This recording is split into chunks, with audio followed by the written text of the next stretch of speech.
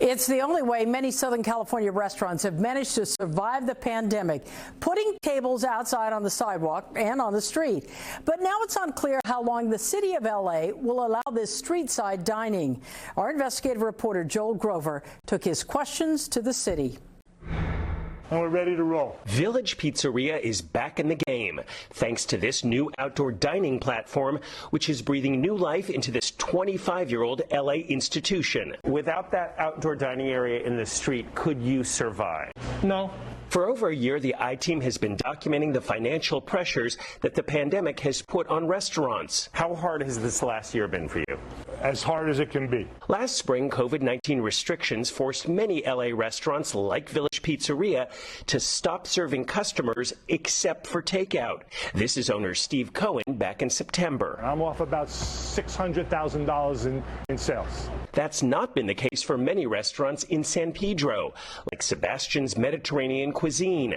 Owner Nima Karimi. I increased my revenue by 30%. During the pandemic? During the pandemic. That's because in the first few months of the Safer at Home order, San Pedro allowed restaurants to build permanent dining platforms right in the street. This platform has let you double the number of tables you had compared to before the pandemic? Absolutely. Councilman Joe Buscaino pushed for the San Pedro program and now wants it for the rest of LA. We know that our outdoor dining program here in San Pedro has been successful.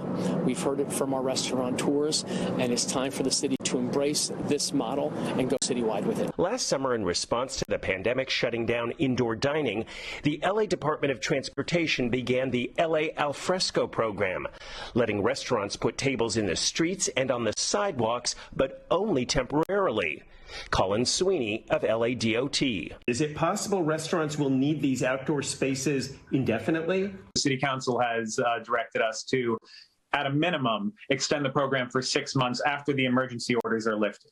LA restaurant owners tell the I-Team they want the tables in the streets to stay for good, but the city has yet to commit. One issue, the platforms take up 1 to 5 parking spots in a city that already doesn't have enough. Generally, parking becomes a very sort of controversial issue, but we have not received any real complaints around the use of this space for dining.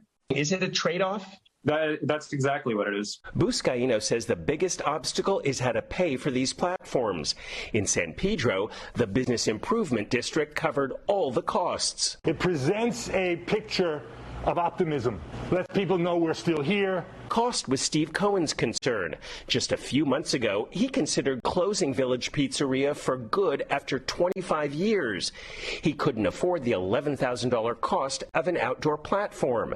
Then he got a call from a longtime customer. The outdoor deck was a gift from an angel who came to me in a phone call and said, I am able, and I want to give this to you, and I don't want you to say no. Steve didn't say no, so now he and his neighbor, Le Petit Greek, have a bustling outdoor dining area for however long the city will let them keep it. How did that make you feel? It's undescribable, Joel. It gives you hope.